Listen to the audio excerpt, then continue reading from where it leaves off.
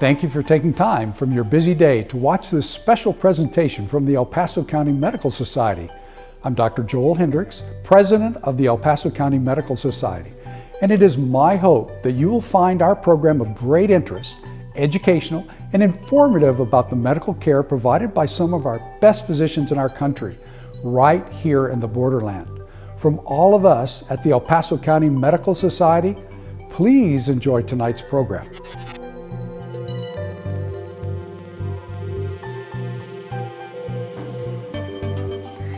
It's a condition that affects 12 million Americans. Dull, cramping pain in the legs, hips, thighs, calves, and the bum. Numbness or tingling anywhere in the leg, the foot, or the toes. Changes in skin temperature or in color. Infections or sores that do not heal. These could all be warning signs of peripheral artery disease, otherwise known as PAD. The arteries of a peripheral vascular system carry blood to the arms, the legs, and the feet, but over time and with certain risk factors, clogged arteries can result from a buildup of fatty deposits or plaque, most commonly found in the legs and the feet. Complications result in over 160,000 amputations every year. But if found early, if early detected, it is relatively easy to treat, and that's what we're here to talk about this evening. We want to thank Tenet, the Hospitals of Providence, for underwriting this program this evening. We also want to thank the El Paso County Medical Society for bringing the show to you for over 26 years. I'm Catherine Berg, and you're tuned into the El Paso Physician.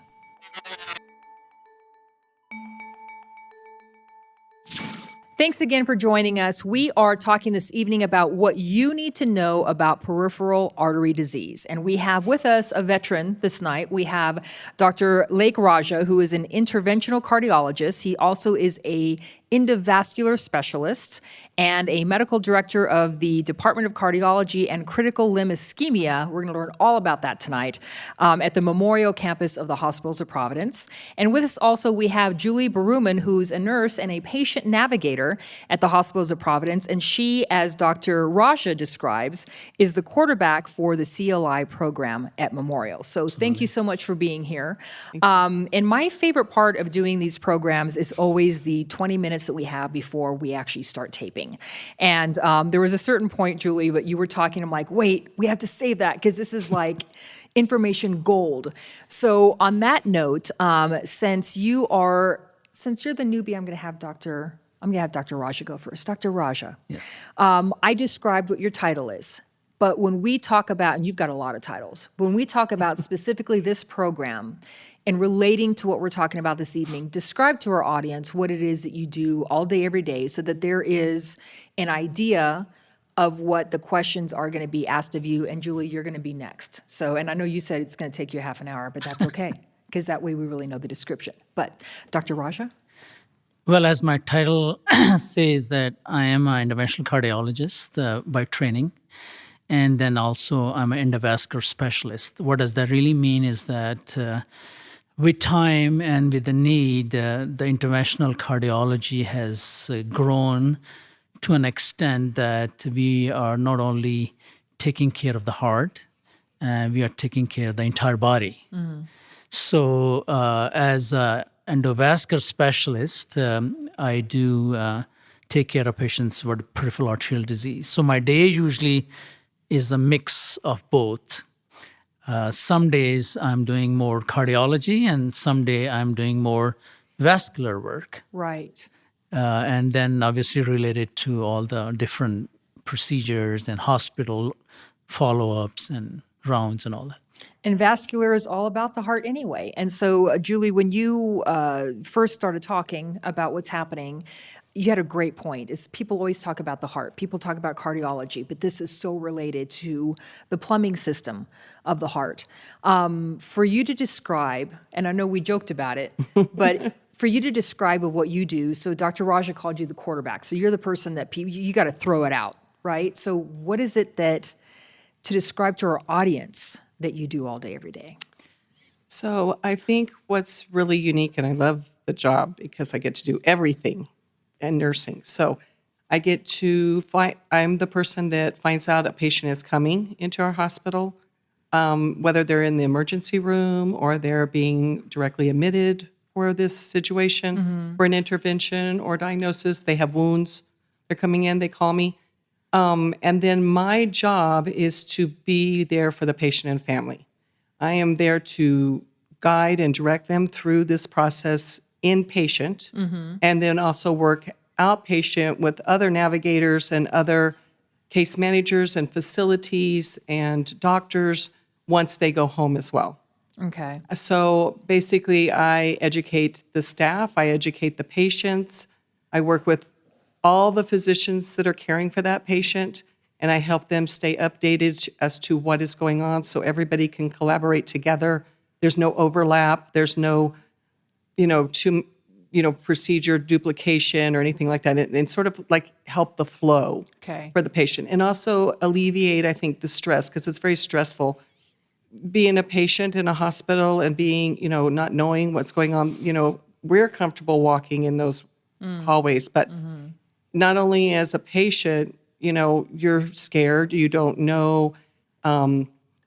A lot of the terminology may not be familiar with you. This may be the first time, or you may feel bad because you're coming in a second time and it's not a failure. It's just part of the process of the disease.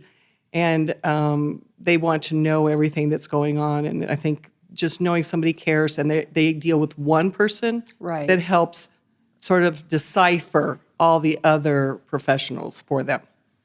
Don't let me forget, because you hit on such a great point. I want to go through defining what this is, what PAD is, and what also PVD is. But I would like, in the back of your head, to think, okay, what is it that people are coming and presenting to you with? Like, is it an emergency room? Like, I'm having a problem walking. And we don't have to talk about that now, because what I want to do now is talk about what the definition of peripheral arterial artery disease is. And then also we talked about the vascular system, right? Maybe we can talk about that in conjunction with peripheral vascular disease. Are they the same thing? Are they a little bit different? Because I know I see them often interchangeably. So Dr. Raja, if you can address that, and then I'd like to talk about some of the signs and symptoms where people think, oh, something's really wrong and I need to go check this out. So if you can do the definition for us. So make it simple. When we say peripheral, is like on sides, ancillary, right? Yeah. I always think. So with the heart is the focus, and everything getting out of the heart is peripheral. Right. Okay, so peripheral arterial disease is not the heart, but other parts. So it's the process which happens in the heart, the artery gets clogged, and you can have a heart attack, you can have angina, all the heart disease. Now imagine the same process happening to the carotids, which takes the blood to the brain, so you can have a stroke, right?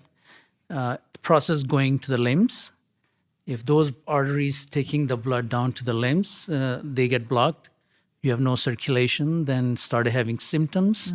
That is mostly that's the peripheral arterial disease when we talk about in the lower extremities, but it can happen to any part of the body, right? Any arteries of the body. So in a peripheral arterial disease, which is arteries, so I usually explain my patients arteries and the veins.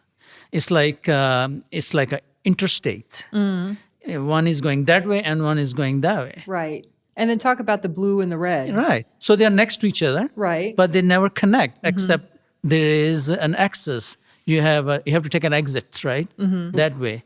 So when the heart pumps the oxygenated clean blood, it goes to the arteries to all over your body. Once the oxygen is extracted and now the blood has to go back into the heart, into the lungs, it goes back through the veins.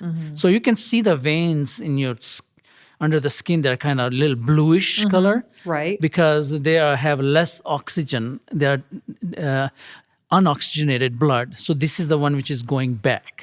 So peripheral arterial disease is mostly the arteries. Right. But when you say peripheral vascular disease, is all the vessels. The whole system. So it could be veins, could be arteries. Okay. And many of us, we talk interchangeably. Okay. So if you're looking at it as someone who's a layman in this area, it is interchangeable. And so the reason I say that is, or not, I'm gonna call it peripheral artery disease Right. all day long, just for me. But I know that people see PVD and PAD, and I just thought I'd explain that. On that note, Julie, let's talk now about let's talk about signs and symptoms first. Let's talk about signs and symptoms, because when people think about having a heart issue, a cardio issue, they don't think about arms and legs. They don't think about, why are my legs getting tired? They think maybe it's something else. So when you have patients asking you questions or coming to you, how does that usually present? What are the symptoms that they're coming to you with?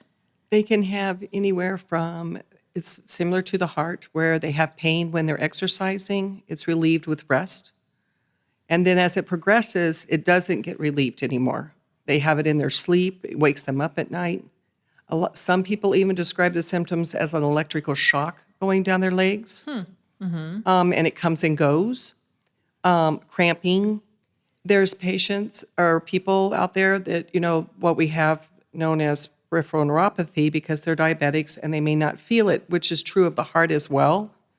And so a wound will occur, they'll hurt their toe or something, and it won't heal. Yeah. And that'll be a sign that there's something going on down.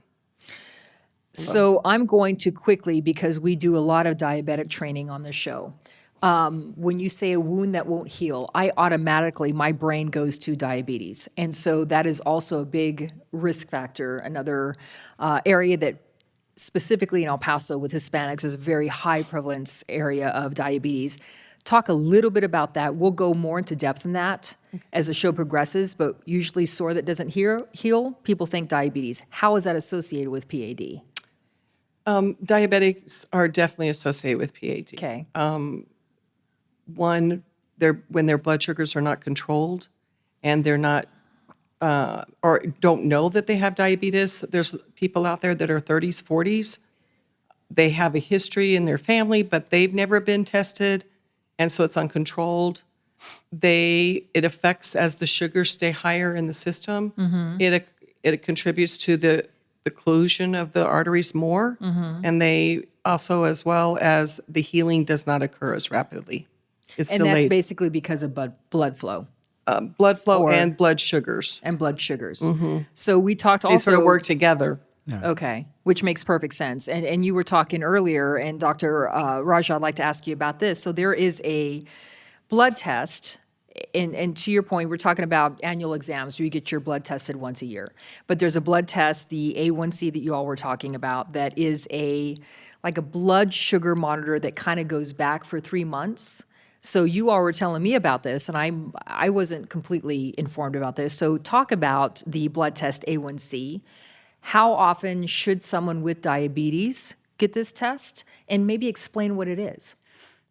So the hemoglobin A1C, as Julie was explaining a little while ago, is that usually you can check your blood sugar now and it might be okay. Right. But 2 hours later it's high. And to your point, usually when people have their blood tests, it's after a night of fasting. Yeah, because they're looking at everything else. Your blood sugar is going to look beautiful after fasting. So that's why I wanted to hit on this. Yeah, and then in the morning you check your blood sugar, which is close to normal. So you know that your blood sugar is very controlled, your diabetes.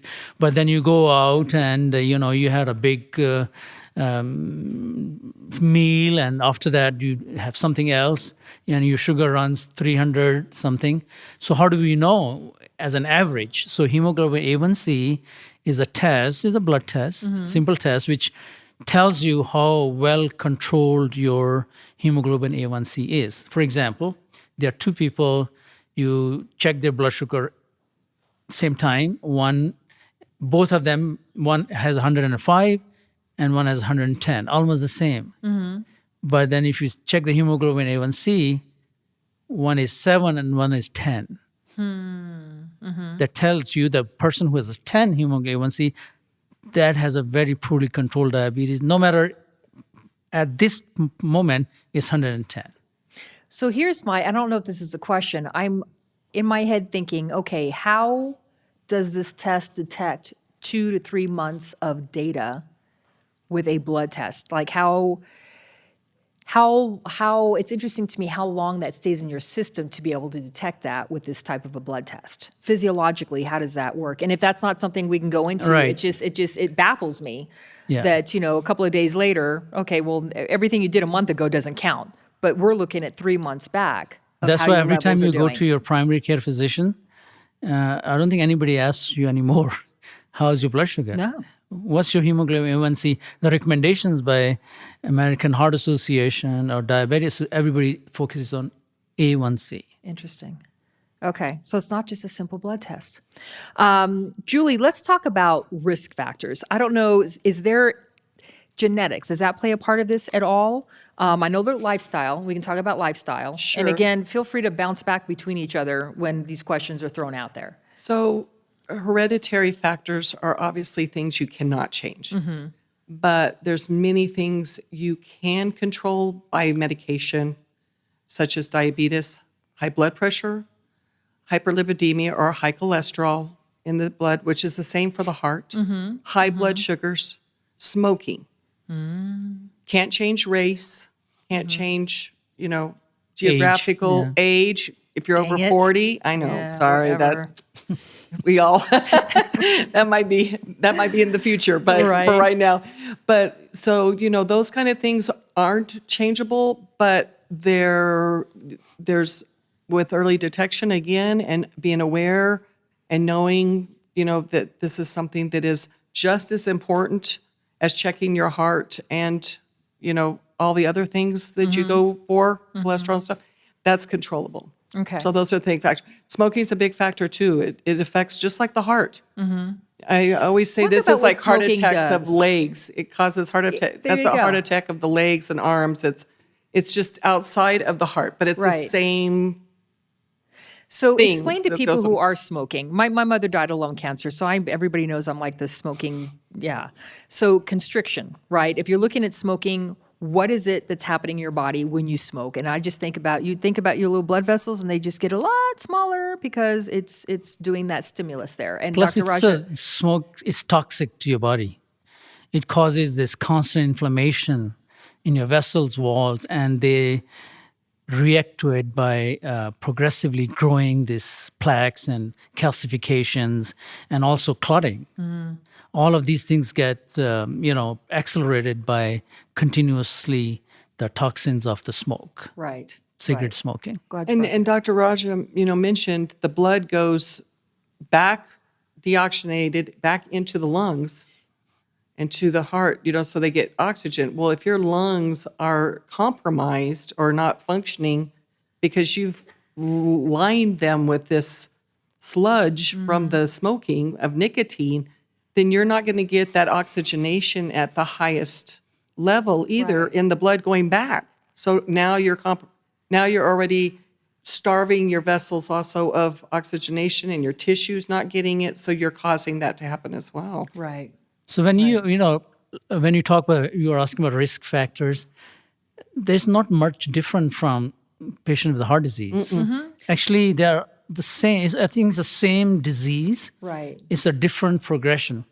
But one thing important is that when somebody is diagnosed with peripheral arterial disease, and if you follow them, and I can give you some statistics, and this disease is more lethal than a breast cancer or a colon cancer. They're particularly people who end up losing their limbs. Right. Okay. Or like you were telling me you had an ABI, right? In fact, that was my next question. Yeah. Exactly. So there are many studies done. The mortality or survival Right. related to the ABIs. So let's talk specifically what that is. So ABI is the ankle brachial index, Right. right? So let's describe, I just had my 1 year, once a year I go in and have a workup on everything. And they're like, we're going to do an ABI on you. I'm like, oh, okay. You just kind of go with what they say. And so let's describe what that is. Ankle brachial index. So they're looking at the blood flow literally on my feet, that little soft spot in your ankles. They have a little, Julie, I'm going to have you explain that because you know how this goes down. It's the first time I ever had one. And I really, because I knew I was doing this show this week, I thought, Explain that to me. So I was showing Julie my little graph the and graphs, everything. it's very simple, actually. It doesn't hurt. It's not Not invasive at all. It's like a blood pressure thing. It's a blood pressure cuff. Okay. Essentially a blood pressure cuff put on your brachial, up on the upper, and then on your ankle. Right. And the pressures between are measured. So it shows the flow. And depending on the levels of flow or the pressure that's within the artery, it tells us how well it's flowing. So if For you example- could talk about sorry. That's a simple way to put it, I guess. Right, yeah. For example, when you check your blood pressure here, let's say it's In your arm. 120 over 80. Okay. So that blood pressure should be everywhere in your body, right? Heart pumps. Now you check your blood pressure in the leg, like calf, let's say calf, and it says 90 over 50. Right. So it's how come very there's a different. blood pressure is high Yeah. and there's a blood pressure which is low? Something is not letting the blood go. That's the blockage. Yeah. So then you make an index is the brachial pressure, peripheral pressure. When you divide, usually should be 1, right? 100, 100. Now, if it's 80 at the calf and 100 at the brachial, so you have 80 divided by 100, so it's going to be 0.6 or 7. Right. So usually if the ABI is less than 0.9, that's an indication of peripheral arterial disease. And so the interesting thing is you could not even feel anything going on. Absolutely. And if you have, and to your point, if you have an internist, your family doctor, however you want to use the wording, that proactively does this once a year, that's great. And so this is your chance to shine, Julie. Like, do some advertising right here. Man, I would kiss every primary care family physician to do that, because so many times it goes undetected. Right. We until wait. it's too late. Until people are like, this is really bothering me. We wait until the toe is black, or we wait until the pain is so bad that it's like people waiting on a heart attack. Right. And this is, I'm going to say this because everybody's familiar with it. Time is muscle. Okay, well, time is tissue. In any fashion, you don't get blood flow to an area, the tissue dies. Right. That's heart, brain, and your legs and feet. And we take our feet and legs for granted. They support us daily. They walk us, they get us places. It becomes debilitating. People have to wait until they can't walk or go to work, or they have so much pain.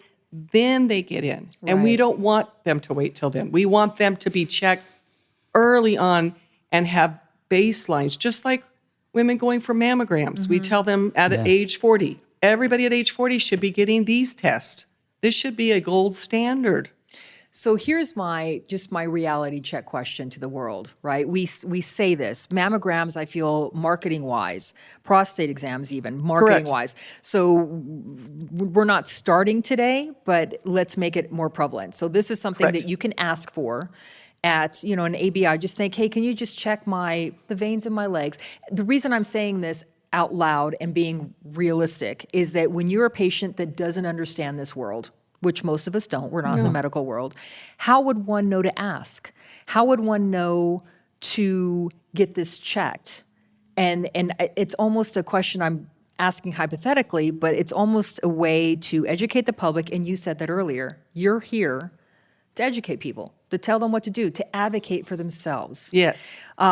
So I am asking you to go forward on that note. Like, realistically, people who are servers in restaurants, who are airline attendants, people who are on their feet all the time, construction workers, on their feet, legs all the time. They're thinking, oh, I'm just tired. My legs are just tired.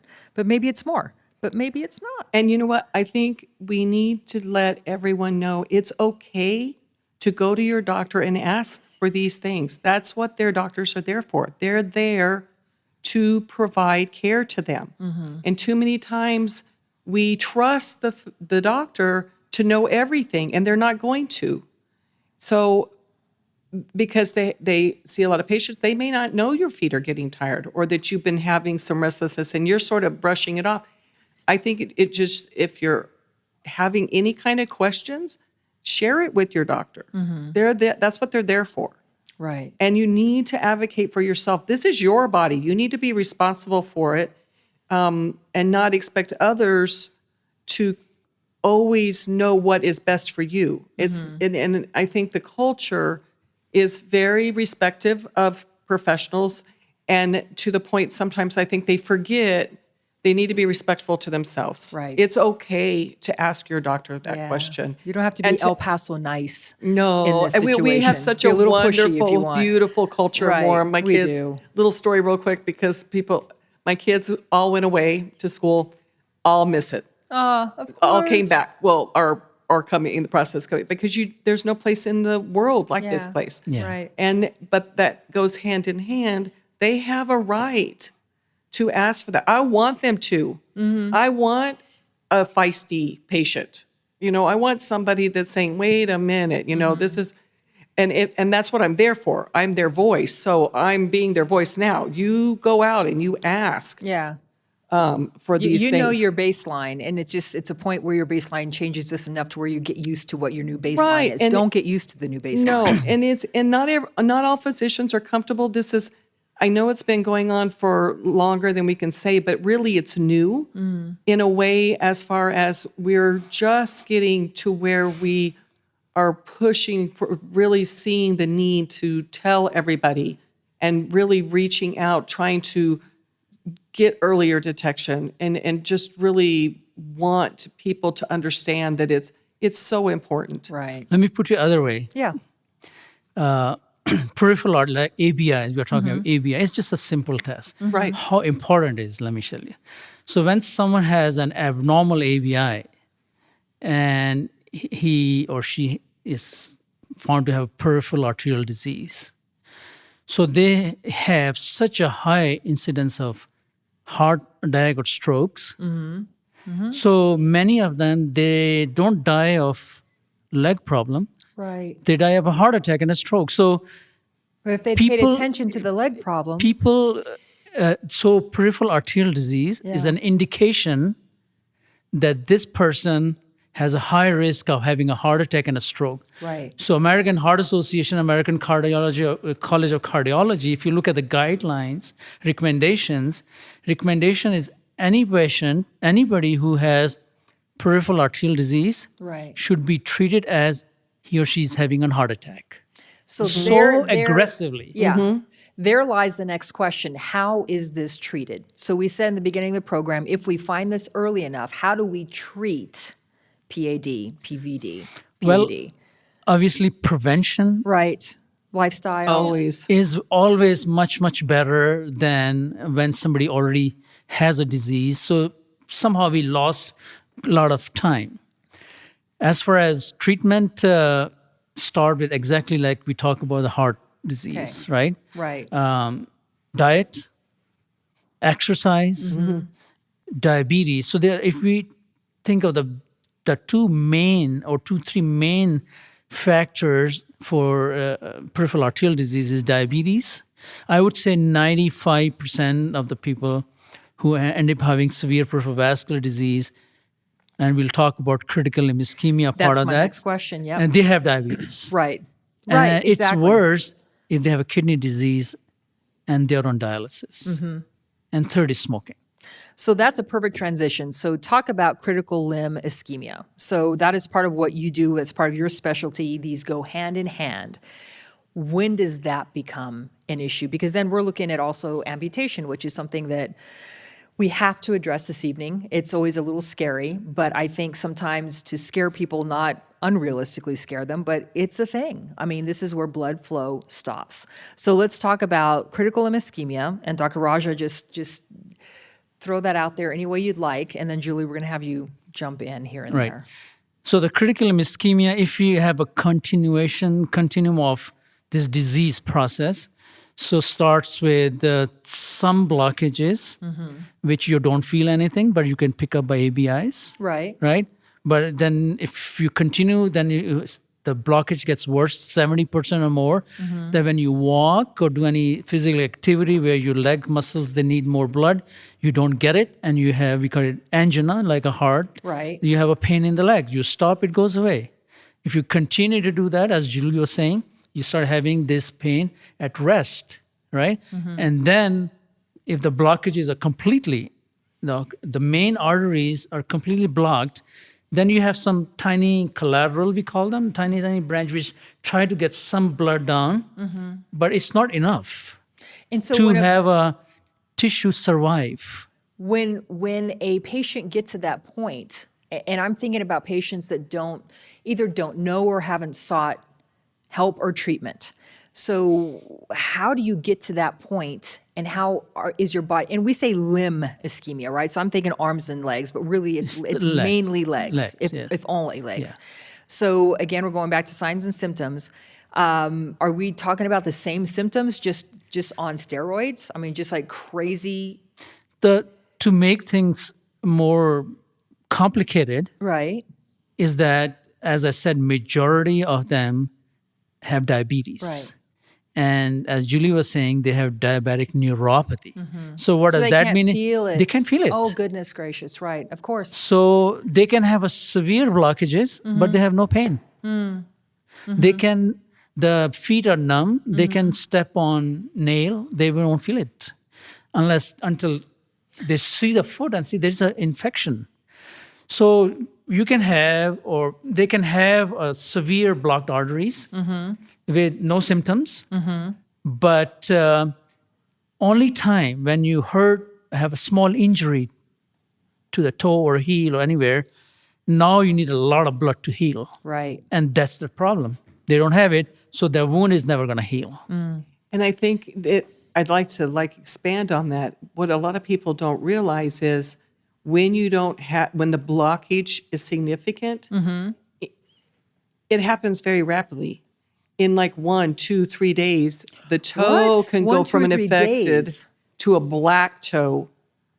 And Because then, and it can go to the next toe. And I've talked to people and they said, this happened 3 days ago and it started out like a little blister or a little wound, and then it progressed and their toes are purple and they're black. And once they turn black, once the death of that cell happens, we You can't said time is recover that. tissue. Time is tissue. So you've lost a toe, minimally. I Right. mean, and I don't want to scare people from not going in because they don't want to probably go, they might be afraid of what they'll hear, but you let that go on, you lose your leg. Okay, so I'm going to stop at a critical point here. So you're talking once they get to a certain point, then 2, 3, 4, 5 days later, blue toe, black toe, time to come off. So let's talk about that day or 2 or 3 prior to that middle point where 3 days later, it's a dead toe. What is happening those 3 days? Like what you said, a blister. It could be as simple as a blister. It could be as simple as, and the reason I'm Like saying a red this, spot that's Yeah, Or like like people like this, the 10 days. podiatrist remove the toenail. the toenail, it falls off. The toenail comes off. No, if there was some infection, let's say there was infection of the toenail and they remove the toenail. Okay. Usually just heals, but this is never going to heal.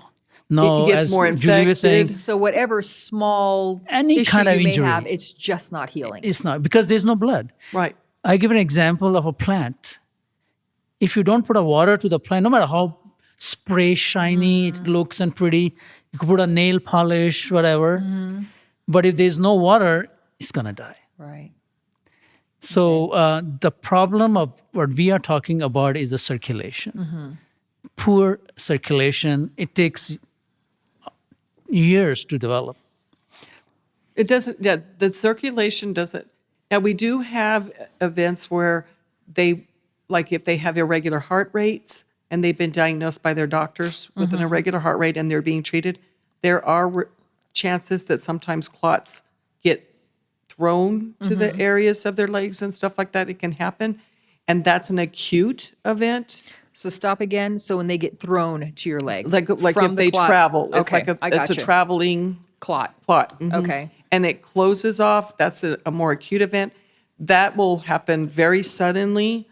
The leg or arm will go cold, and it'll go very pale. They may lose the ability to move it, and And it you happens. said it's numb. It's excruciating painful. It's excruciating pain, and then Okay. goes numb. Okay. So that's the progression. excruciating pain because It's all like of a a sudden, huge cramp right, to the calf doesn't go away. Okay. and it Okay. I have seen patients who extreme keep painful. waiting and hoping the cramp See, goes away. that's my question. So you shouldn't wait. If the cramp is not going away, there's a problem. Just Get into go the to emergency room. your Right. doctor or the emergency room.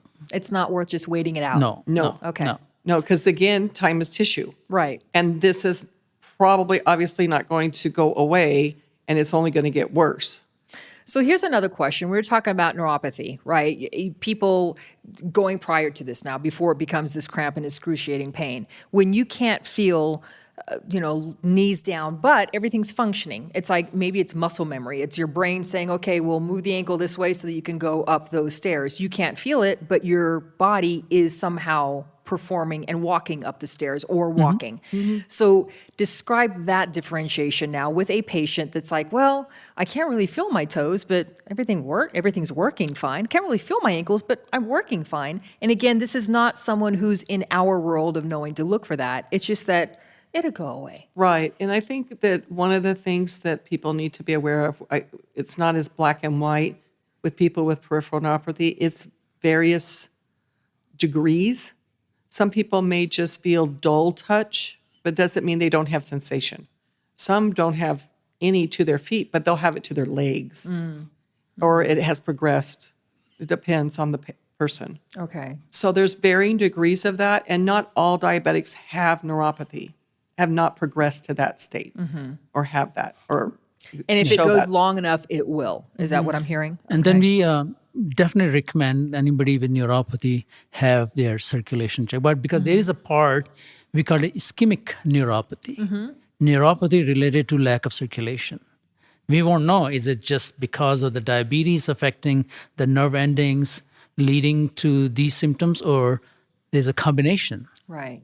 So all of these patients, actually the recommendation is anybody who's has diabetes should have their circulation checked, ABS.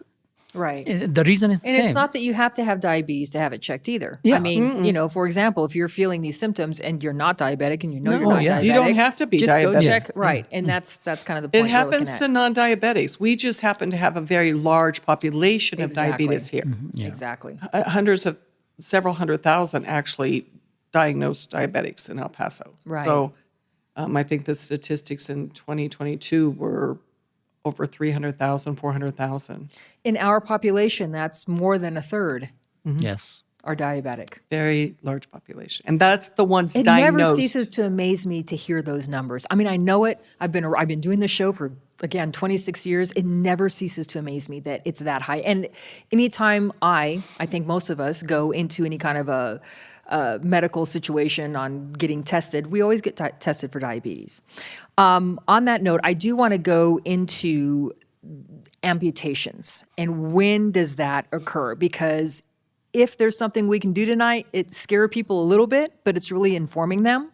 So we're talking about this neuropathy. We're talking about, as you said, the blue or the black toe, and now that toe's dead, and now something needs to be done with it. And so I hear often, not just toes, I hear often feet, and then below the knee. How does that get to a point? How does PAD, peripheral artery disease, get to a point where there are amputations? And there's no easy way to say that. But I'm asking both of you, whoever wants to jump in on Maybe it, go I for could it. Dr. start. Raja? Okay. Julie has a lot of experience with that. Okay. I think it's an extremely important question because there are different kinds of amputations. Amputation of the toe, amputation of the foot, amputation of the entire leg, right? And all of them have a huge difference in the consequences, the long-term effects, right? If someone has a CLI, meaning, let's say, one of the toe And has that's critical limb ischemia. critical limb ischemia. Right. It has a toe which suddenly has a blister, as Julie was saying. Suddenly now it's black, right? So the problem is not the toe, right? Problem is the entire leg. Right. So there's a blockages all over, and this is, we call it like a tip of the iceberg, right? Now, if somebody does not understand that concept and have the toe amputated, what's going to happen? Now you're creating a huge wound that will never going to heal, right? So when you talk to the diabetics, some of them, they have seen their grandparents and parents, and they think maybe in diabetes, this is what happens. You have a toe removed and then half the foot is gone and just keeps going up and up and up. That's because they were not completely treated. It's a bigger problem. Yeah. Yes. Much bigger problem. The underlying problem. We're not treating the cause. We're treating the symptoms or the result of. It's like that Band-Aid theory, right? Right. You're just Correct. throwing a Band-Aid on it. Correct. So when we talk about amputation, our goal is that how can we change a major amputation, which is below the knee or above the knee amputation, to a minor amputation, which is maybe a toe or a few toes. Because if that heals, the goal is how you have a minor amputation, but they heal. Right. So that still they can wear their shoe, they are more independent, they can walk and all that.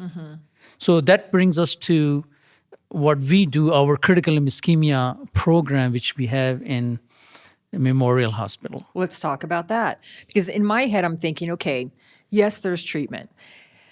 There's treatment. There's insulin. There's all kinds of diabetic treatment. Then there's cardiology treatment, lifestyle, et cetera. But the point where it's just the toe, and then it becomes all the toes, and then the foot, et cetera, et cetera.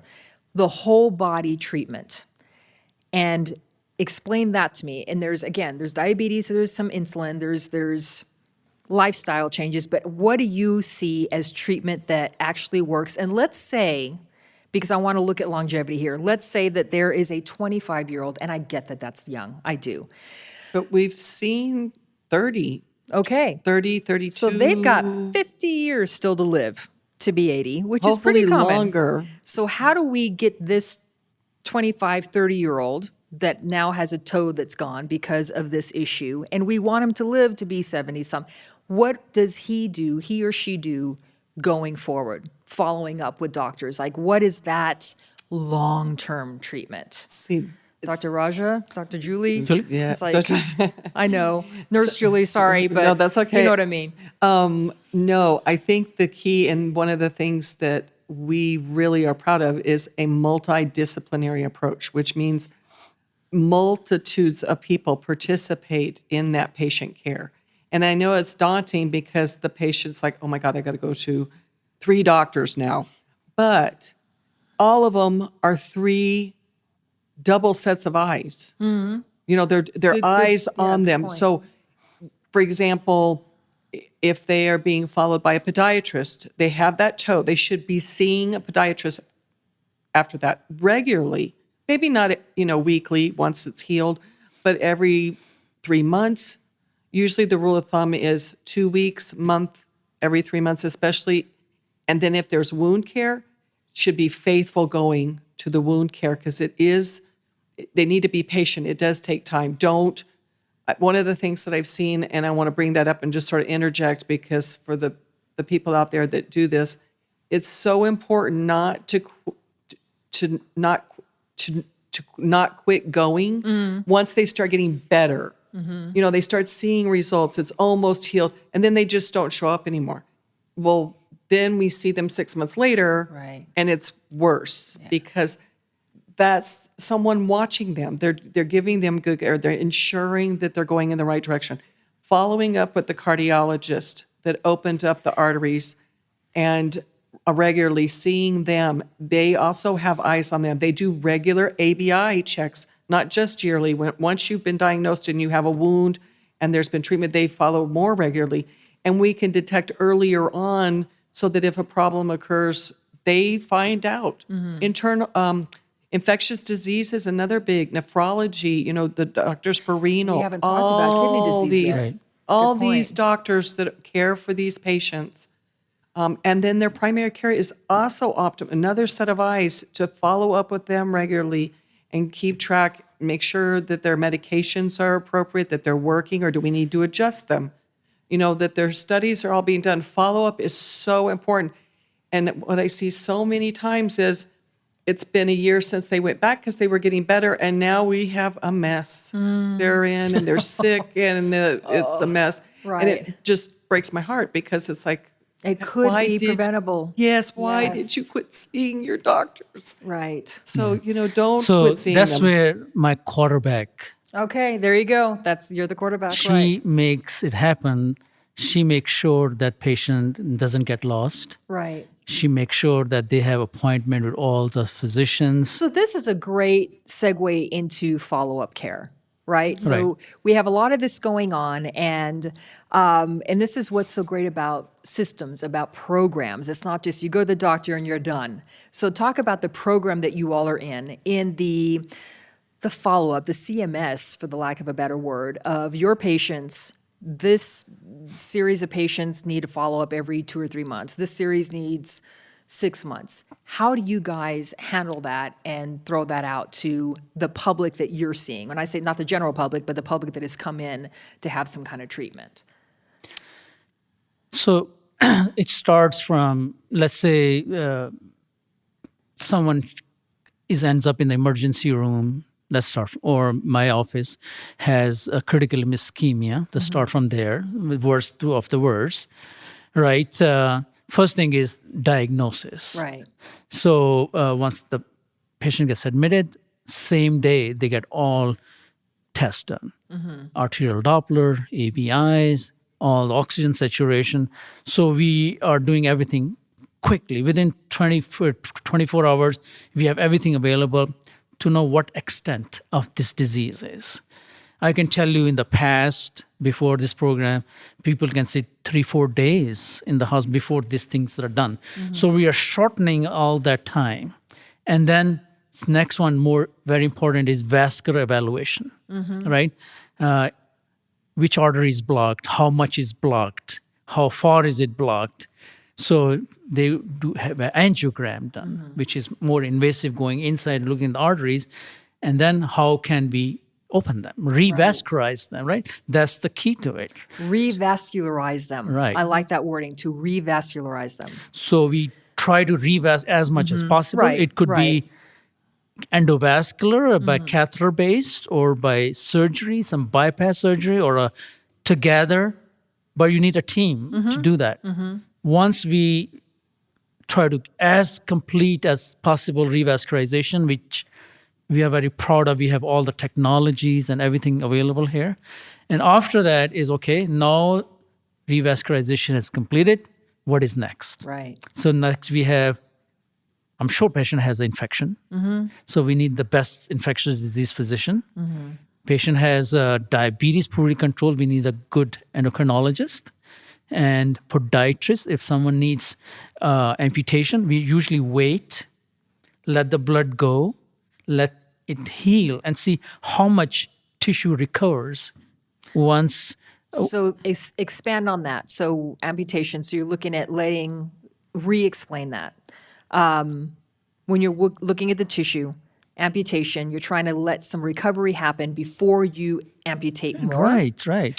So, yes, Julie, do you want to jump in on that? Let I think me that's check so that. important to explain. Yes, and part of that is, I think what a lot of people don't realize is, like, they may start with like a little piece of a black toe, but depending on how long they waited, and I'm going to emphasize to people that again, Yeah.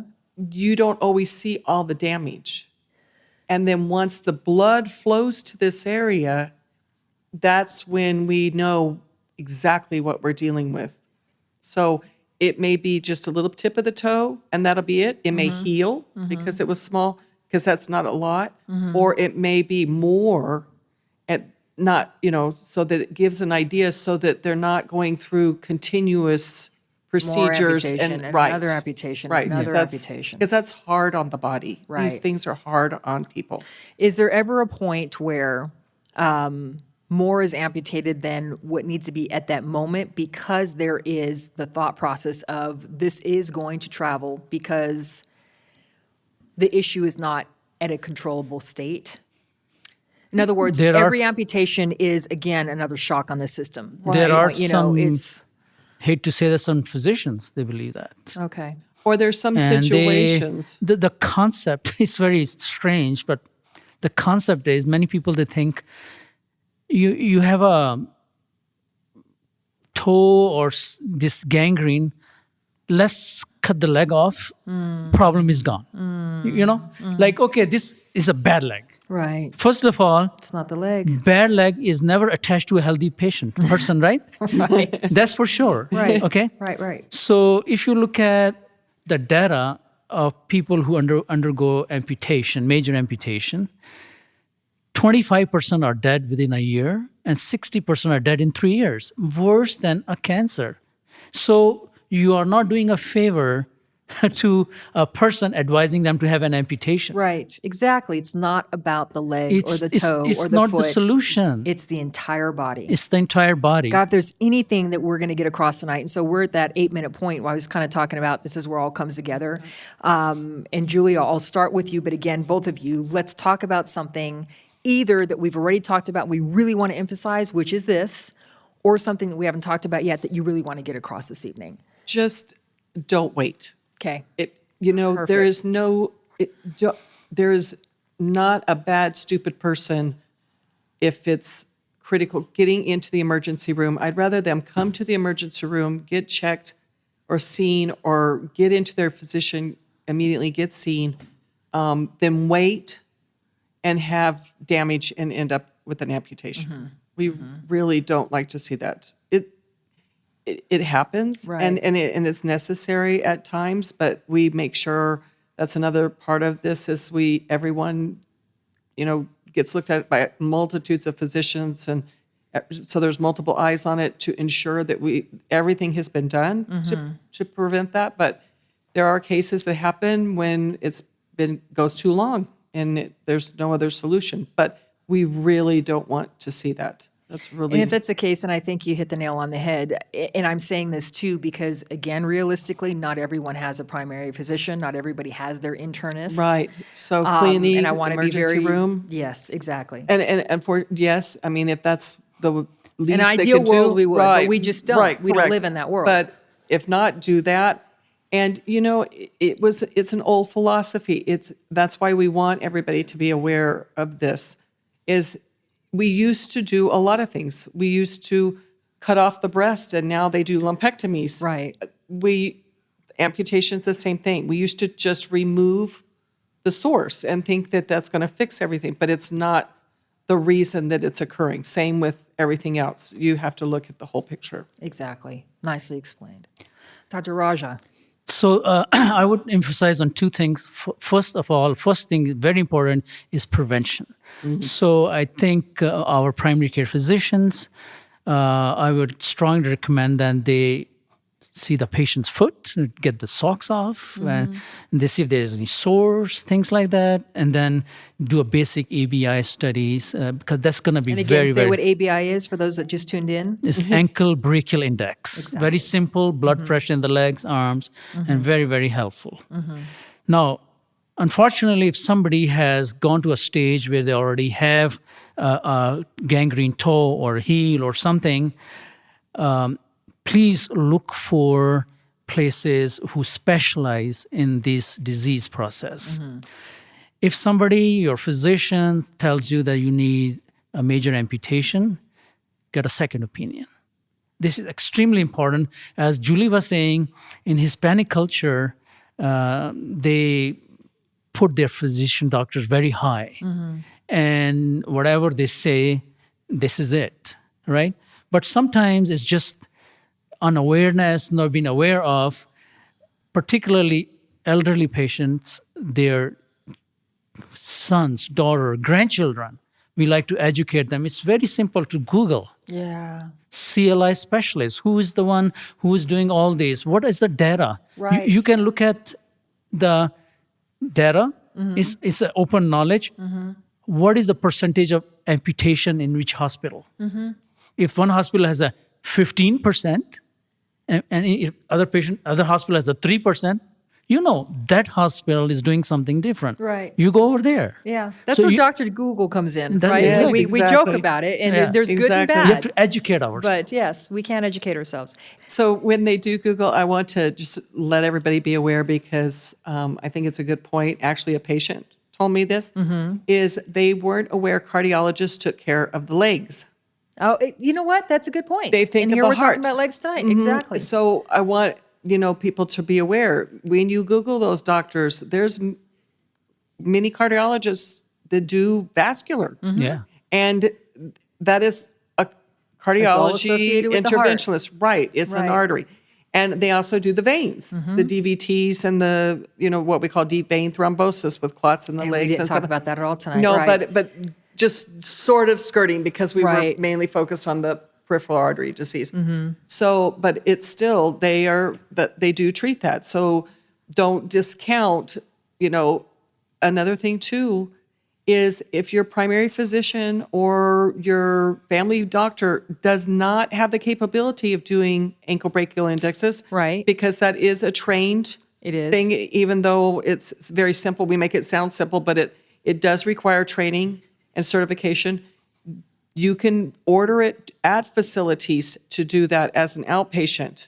So they can ask their doctor, okay, you don't do it, will you please order me to go get the studies done at facilities that do provide And so it. these would be facilities that are blood taking facilities, for example, or I'm not sure about how many clinics and things do that. I do Okay. know that the hospitals, Okay. there's hospitals that do it. okay. And it is, like I said, I just had one last week, and it really is a blood pressure cuff on your legs. We are at 2 minutes, so I need to wind it down. This is that lightning round. If there's anything else that you want to say, if not, I'm going to let people know where they can watch the show again in case they didn't catch us all. Anything else you want to throw out there real quick?